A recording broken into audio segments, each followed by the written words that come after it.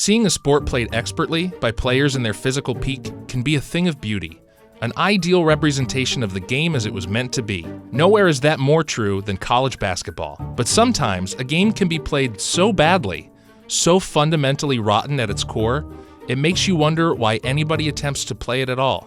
One such game happened in 2019, the type of game so stupefyingly bad, so antithetical to the very platonic ideal of basketball itself that everyone who witnessed it instantly knew they had just watched the worst college basketball game. February 2nd, 2019, Raleigh, North Carolina. The 12th ranked Virginia Tech Hokies have traveled to North Carolina to take on the 23rd ranked Wolfpack. NC State comes into this game 16-5, but they're still looking for a marquee win to stay on track and prove they deserve to make it into the tournament. Just last week, they took 3rd-ranked Virginia the distance, losing by just 1 in overtime. 3 days before that, Wolfpack guard Braxton Beverly dusted off Clemson with a 3-point buzzer beater. They've got talent and the chance here to make a statement. Virginia Tech is 17-3 and also looking to keep up their momentum heading into February. The Hokies are good on offense, but they're coming into the game without their star guard Justin Robinson, who suffered a toe injury against Miami in the game prior, and an otherwise thin bench. It'll be a challenge, but a road win here for Tech would be huge. So this is a big game for both teams who are jockeying for position in a competitive ACC. And also, these teams are 1st and 3rd in the ACC in shooting, which is worth mentioning, especially in a conference dominated by powerhouse programs like Duke, UVA, and UNC. The game starts, and the Hokies kick things off with a jumper from Kerry Blackshear. The Wolfpack respond with one-in-kind from CJ Bryce. Viewer, congratulations, you just witnessed the only points that either of these teams will make in the first 7 minutes of this game. Though you are about to see it with your own eyes, it's impossible to account for why these teams just cannot put the ball into the hoop, except maybe they were jinxed by Evan Lepler and Brian Oliver, who tell us 3 minutes into the game, Evan, both of these teams are tops in the league in scoring, and you're going to see a frenetic pace of going back and forth. And oh, how those teams go back and forth. What exactly happens over the following 5 minutes of game time? Only this: foul and a turnover. Miss. Turnover. Miss. Turnover. Miss. Foul, miss. Miss. Turnover on this absolutely hilarious out-of-bounds pass from Markel Johnson. Goodness gracious. Someone was open, but he was in the 3rd row. Turnover. Miss. Miss. Offensive rebound, foul on NC State, turnover. Miss. Turnover. And that, by the way, is Tech's 7th turnover of the game so far. There is, if nothing else, some defense. Now, before we finally get to the next points of this game, I want you to take a look at NC State's last possession before that happens. We've got a missed 3-point jumper by Braxton Beverly, Wyatt Walker with the offensive rebound, back to Beverly for a missed jumper, then a missed tip and a missed putback attempt by Walker. Whew! 4 chances, none of them convert. That sound you hear from the crowd after all of this is the same exact sound you hear from an audience dealing with a frustrating contestant on The Price is Right. Joy, joy. Help her, audience. She needs help. We're almost at the much-hyped debut of a second-made shot by either of these teams, but first, I just want to quickly point out the stat line graphic that the broadcast puts up right before it happens. That is crazy. Here, finally, with 12:54 left in the half, the Hokies' Isaiah Wilkins nails a 3-pointer, and the home crowd cheers simply because they finally saw a basketball thing happen.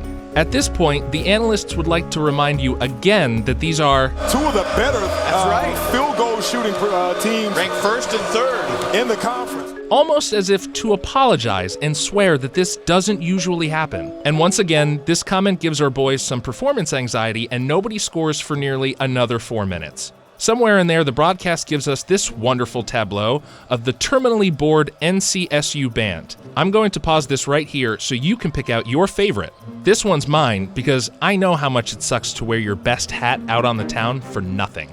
Later, with 7:30 left in the half, a Hokies 3-point jumper brings the game to 13-6, and the Wolfpack respond with another brutal possession consisting of 5 shots and 5 misses. Can the Wolfpack pay it off? They cannot.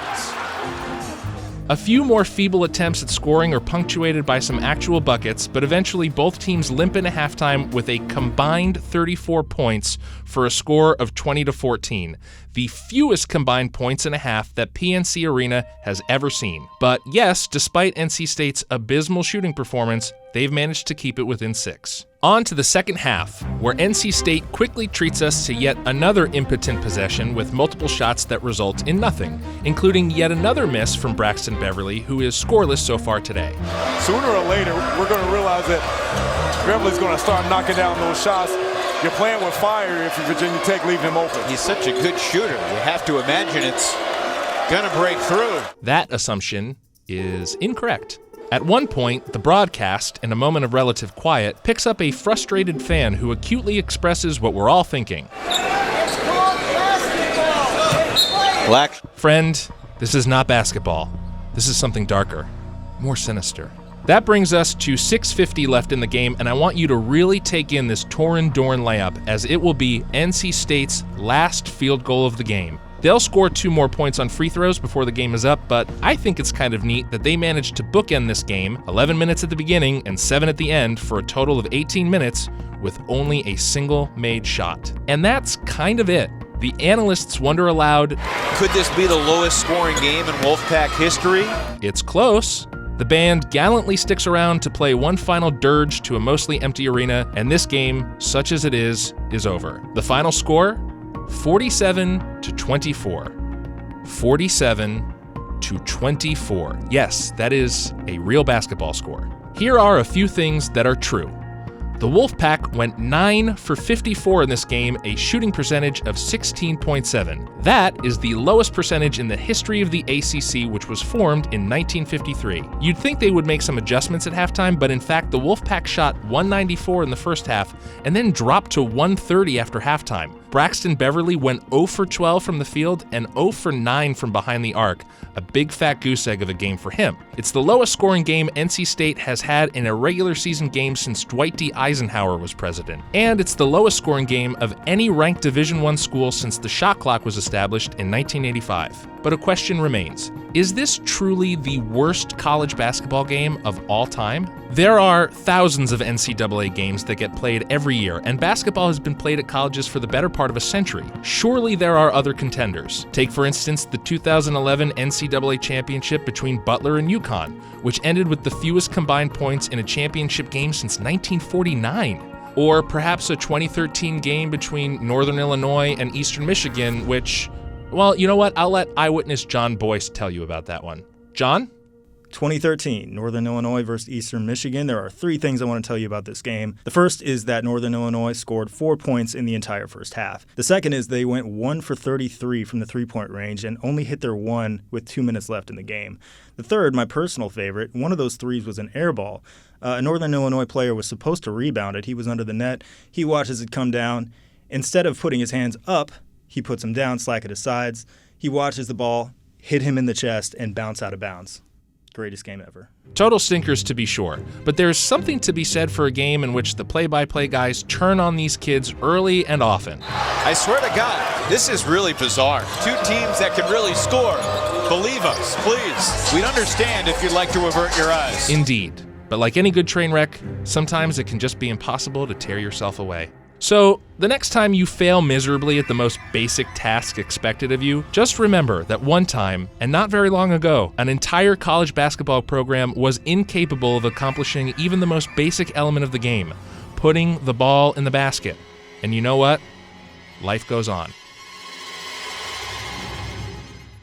Thanks for watching. Don't forget to subscribe to SB Nation. And if you want to see more about that awful 2011 UConn Butler championship game, we've got it for you here. Or you can check out another one of our SB Nation videos.